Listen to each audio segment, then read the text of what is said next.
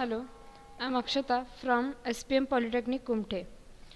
Today we are going to see the unit number 5, which is IC voltage regulator and SMPS.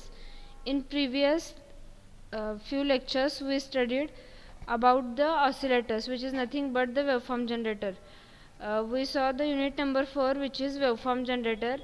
In that we discussed about oscillators, type of oscillators, and different types of oscillator. After that we studied about the difference in between RC phase shift oscillator, crystal oscillator, and LC oscillator.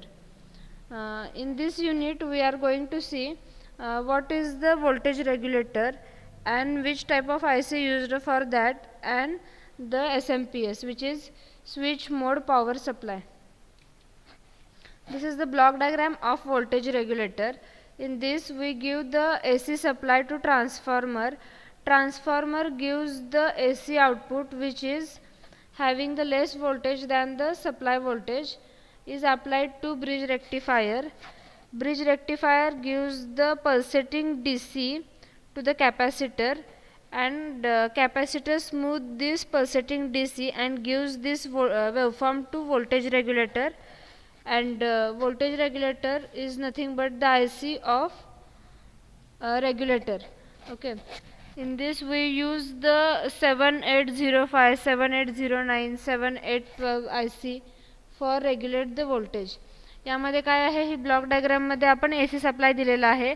AC supply आपण ट्रान्सफॉर्मरला देणार आहोत. Transformer काय करणार आहे, दिलेले input AC supply जे आहे इथे ते असणार आहे 230 वोल्ट AC. ते काय करणार आहे, ट्रान्सफॉर्मर स्टेप डाउन करणार आहे. स्टेप डाउन म्हणजे काय करणार आहे, तर 230 वोल्टचं कमी व्होल्टेजमध्ये, म्हणजे 12 वोल्ट 25 वोल्ट असं कमी व्होल्टेजमध्ये त्याचं ट्रान्सफॉर्मेशन करणार आहे. ते दिलेलं सिग्नल AC असणार आहे, आउटपुटलाही AC मिळणार आहे, पण AC सप्लायमधून जे व्होल्टेज येतं त्याची व्हॅल्यू जास्त असणार आहे. ट्रान्सफॉर्मरच्या आउटपुटमधून येणारे व्होल्टेजची व्हॅल्यू कमी असणार आहे. त्यानंतर आपण हे काय करतो, ब्रिज रेक्टिफायरला देतो. ब्रिज रेक्टिफायर काय करतं, आपण रेक्टिफायरचं आपण फंक्शन ऑलरेडी बेसिक इलेक्ट्रॉनिक्समध्ये बघितलेलं आहे. रेक्टिफायर काय करतं, तर जे ट्रान्सफॉर्मरमधून आउटपुट येतं त्या आउटपुटला पल्सेटिंग DC मध्ये, इथून आलेलं आउटपुट जे असतं ते AC असतं, पण ब्रिज रेक्टिफायर काय करतं, AC ला पल्सेटिंग DC मध्ये कन्वर्ट करतं आणि ते DC काय करतं, याला स्मूथिंग कॅपॅसिटरला देतं. त्यानंतर स्मूथिंग कॅपॅसिटर काय करतं, पल्सेटिंग DCचं परत त्यानंतर DC म्हणजे प्लेन DC मध्ये रूपांतर करतं, पण त्यामध्ये थोडंसं एकदम पल्सेटिंग पार्ट असतो. त्यानंतर हे काय करतं, व्होल्टेज रेग्युलेटरला देणार. स्मूथिंग कॅपॅसिटर काय करणार, व्होल्टेज रेग्युलेटरला देणार.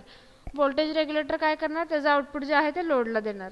अशा पद्धतीने काय होणार आहे, हे व्होल्टेज रेग्युलेटर हे अशा पद्धतीने काम करणार आहे. त्याची ब्लॉक डायग्राम आहे फक्त. आणि आता आपण इथे पाहूयात, हे काय आहेत, ही सर्किट डायग्राम असणार आहे. यामध्ये काय असणार आहे, स्टेप डाउन ट्रान्सफॉर्मर, ट्रान्सफॉर्मर नंतर रेक्टिफायर, रेक्टिफायर नंतर फिल्टर, फिल्टर नंतर जी आपल्याला IC लागणार आहे 7812, म्हणजे हे काय करणार आहे, आउटपुटला 12 वोल्ट आउटपुट देणार आहे.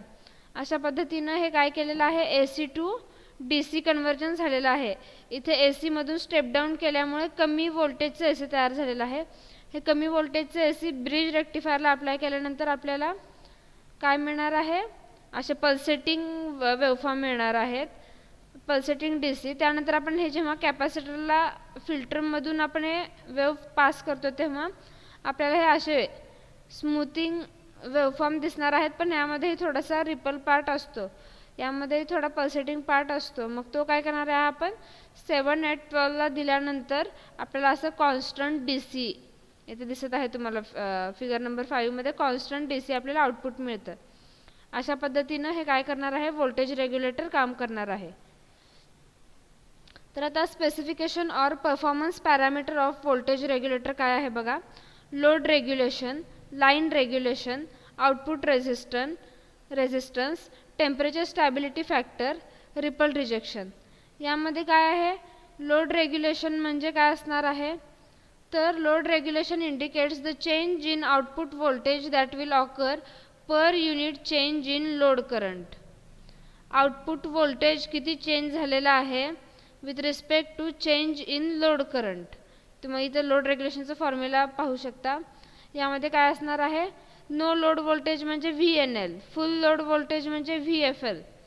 नो लोड टू फुल लोडमध्ये जे नो लोड असताना व्होल्टेज जास्त असणार आहे आणि फुल लोड असताना व्होल्टेज कमी असणार आहे.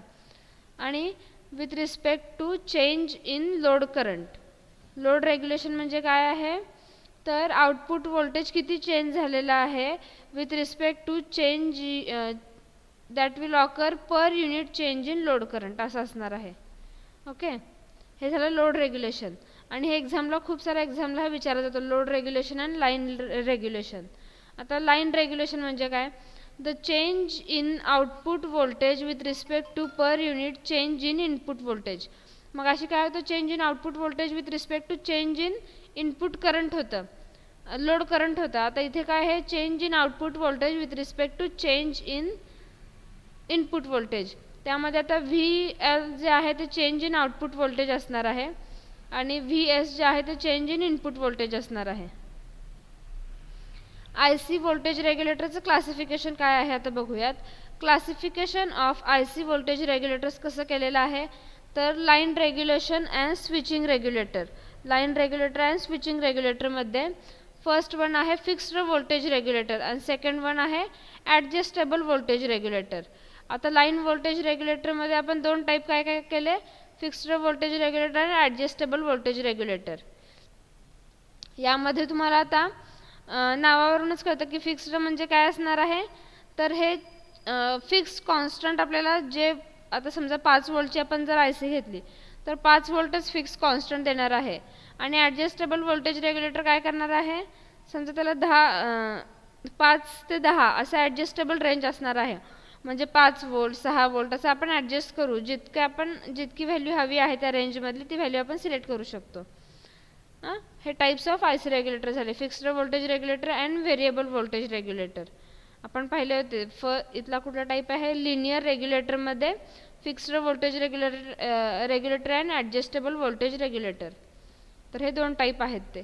तर त्यातलं फर्स्ट काय आहे, फिक्स्ड व्होल्टेज रेग्युलेटर.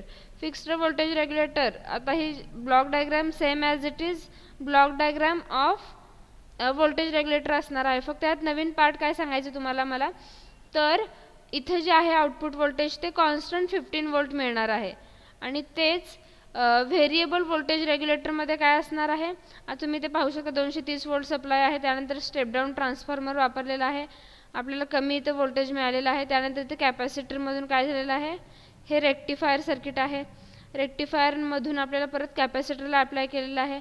कॅपॅसिटरमधून आपण काय केलेलं आहे, 7815 म्हणजेच 15 व्होल्ट कॉन्स्टंट व्होल्टेज ही IC देत असते. 7815 म्हणजे 15 व्होल्ट कॉन्स्टंट देणार.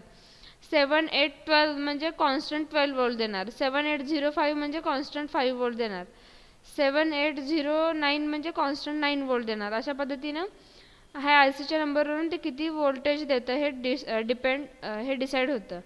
ओके, तर आता आपल्याला इथे काय मिळणार, फिक्स्ड 15 व्होल्ट आउटपुट मिळणार. आता इथे व्हेरिएबल व्होल्टेजमध्ये कसं आहे तुम्ही पाहू शकता, तर इथे Vout जे आहे ते 5 व्होल्ट ते 15 व्होल्ट यामध्ये आपण ॲडजस्ट करू शकतो. म्हणजे इथे व्हेरिएबल आपल्याला व्होल्टेज मिळू शकतं आउटपुटला.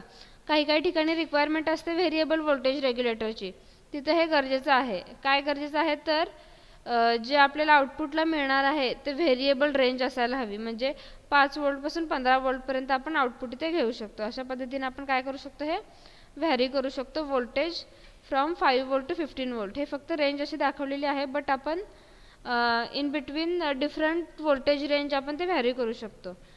हे काय झालं, व्होल्टेज व्हेरिएबल व्होल्टेज रेग्युलेटर. हे दोन टाईप झाले.